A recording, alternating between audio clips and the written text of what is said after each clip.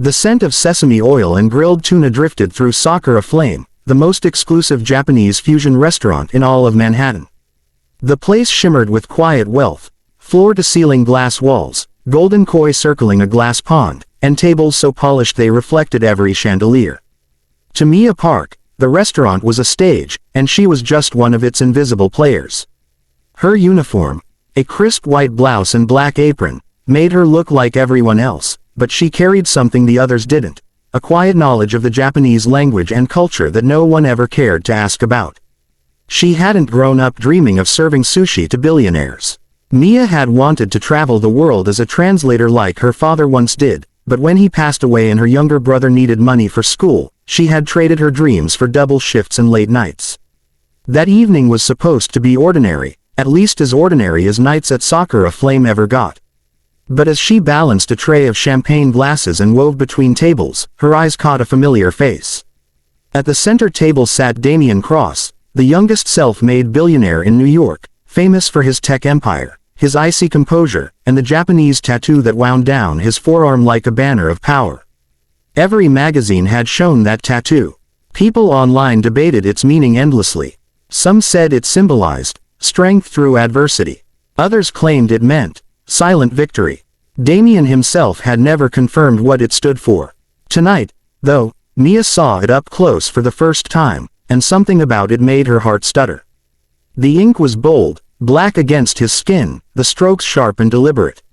But as her gaze traced the character, recognition flickered in her mind. It wasn't the word for strength. It wasn't the word for honor. It was something else entirely.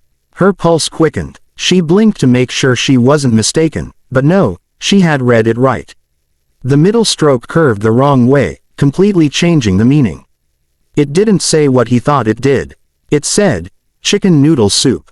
For a moment, she thought she might actually laugh, but she caught herself, biting the inside of her cheek until the feeling passed. It wasn't funny, not really. If he'd gotten the tattoo thinking it meant something powerful, it was a terrible mistake.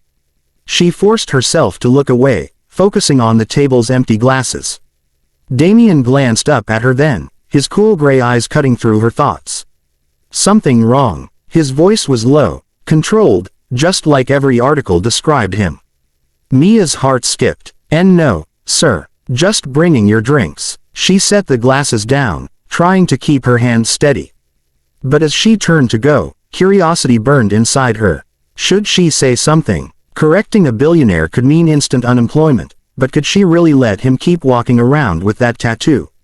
Minutes passed. She circled back to the table to refill water, and again her eyes met the mark. The longer she hesitated, the more her conscience screamed. Finally, she took a breath.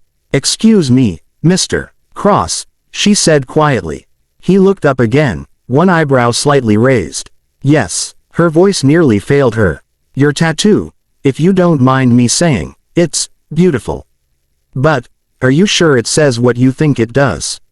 The investors at his table fell silent. Damien tilted his head. "What are you suggesting?"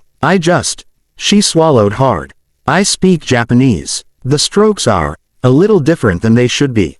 His tone cooled. "Different how?" She hesitated. "The word doesn't mean strength, sir. It actually translates to chicken noodle soup." The words hung in the air like an explosion muffled by shock. Then came the laughter. Not from her, but from the businessmen seated around him. Damien's expression froze. The muscles in his jaw tensed. He looked down at his arm, frowning, then back at her. "Are you certain?" he asked, his voice suddenly very calm, the kind of calm that made Mia's stomach twist. "Yes, sir," she said softly. "It's a small mistake, but it changes everything." He blinked once, twice, as if processing it, then forced a tight smile.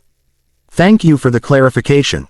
The laughter continued, awkward and sharp around the table. Mia could see the humiliation flicker in his eyes, an emotion he probably hadn't felt in years. She stepped back, clutching her tray. "I'm sorry if I overstepped." "You may go," he said quietly, without looking at her.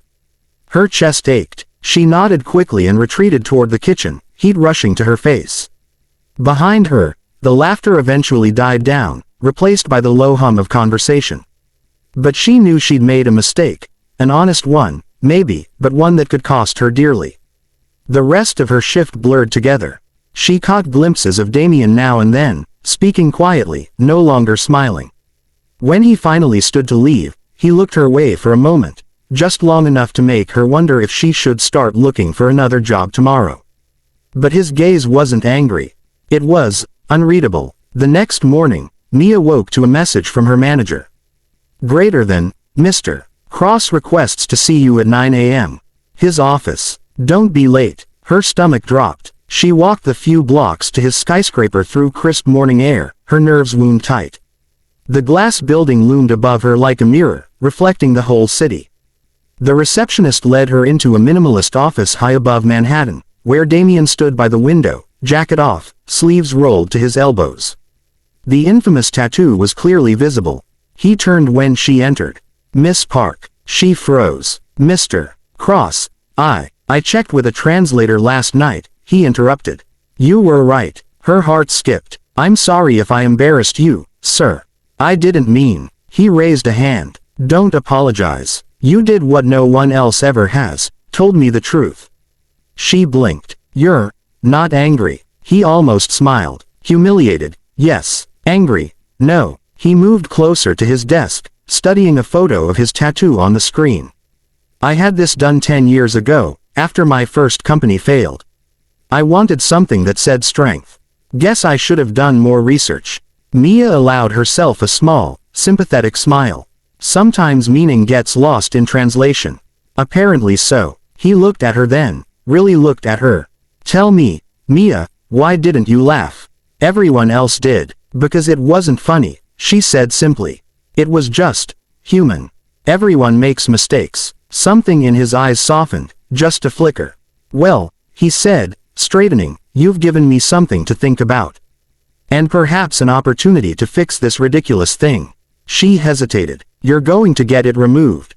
No. He smiled slightly. Redesigned. Corrected. Maybe you can help me choose the right word this time.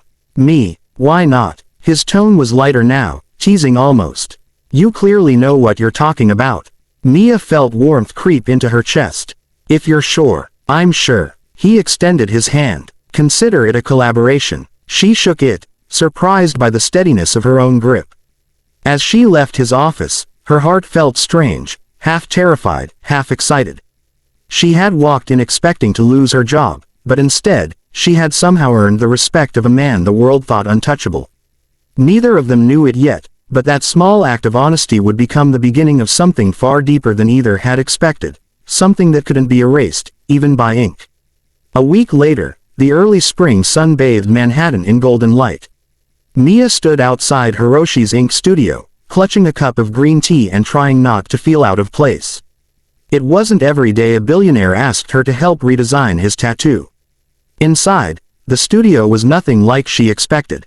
No neon skulls or loud music, just soft shakuhachi flute playing and walls lined with Japanese calligraphy scrolls.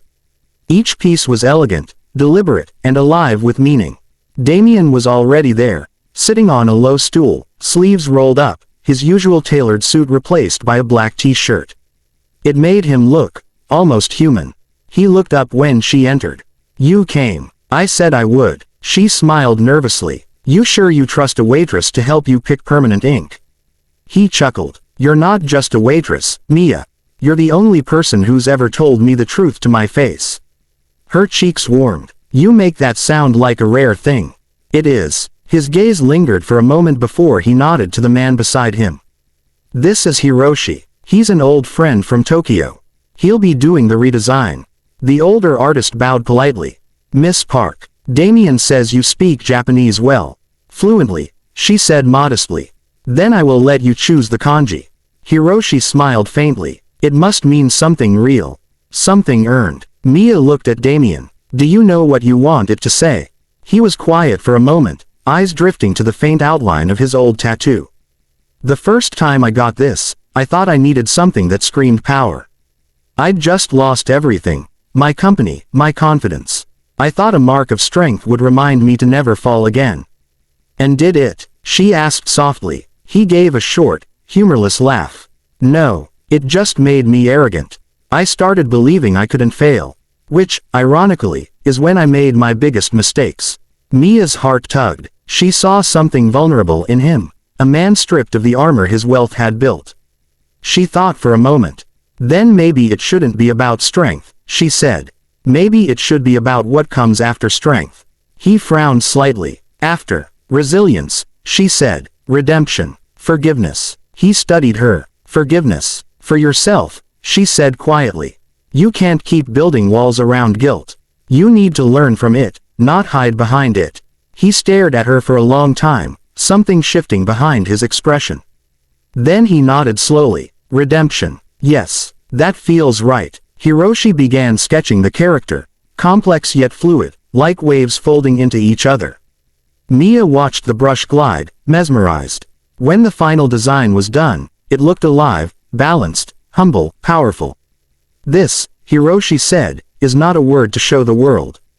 It is a reminder to carry privately. True redemption is seen in action, not displayed in ink. Damien nodded. Let's do it. As the needle buzzed to life, Mia watched in silence. The sound was steady, rhythmic. She expected Damien to wince, but he didn't. He just breathed, eyes distant. It took over an hour. When it was done, Hiroshi wiped the ink clean and stepped back. The new tattoo gleamed black against Damien's skin, a single, graceful kanji for forgiveness and rebirth. Damien stared at it, quiet for a long moment. It feels different, because it is, Mia said softly. This one came from truth, not fear. He glanced up at her, and for the first time, his smile wasn't practiced, it was real. Over the next few weeks, Damien kept his word. He returned to Sakura Flame often, usually late in the evening, when the restaurant was quiet. Sometimes he came alone, sometimes with papers spread across the table. He always requested Mia as his server. Their conversations grew longer each time. They talked about Japan, about her father's years there, about the language, about how words could mean everything or nothing depending on how they were drawn. Damien listened more than he spoke, and when he did, there was a warmth to his voice she hadn't heard before. One night, after closing, he found her wiping down tables. Mia, he said, leaning against the doorway. I have an idea, I want to start something. She looked up. Another company. He shook his head. A scholarship fund. For language students. People like you, who see meaning where others don't. Her hands froze mid-wipe. You're serious. Completely. And I want you to help me run it. Her eyes widened. Me, why not? He said simply. You know what it's like to work for something real. You understand why it matters. She didn't know what to say. Her throat tightened. I'd be honored. Good. He smiled. Then it's settled. 6 months later, the Cross-Cultural Foundation held its first gala. The event hall was filled with laughter, clinking glasses, and banners written in both English and Japanese. Words connect worlds. Mia stood at the edge of the crowd, now dressed in a sleek navy gown instead of her uniform. She could hardly believe she belonged here.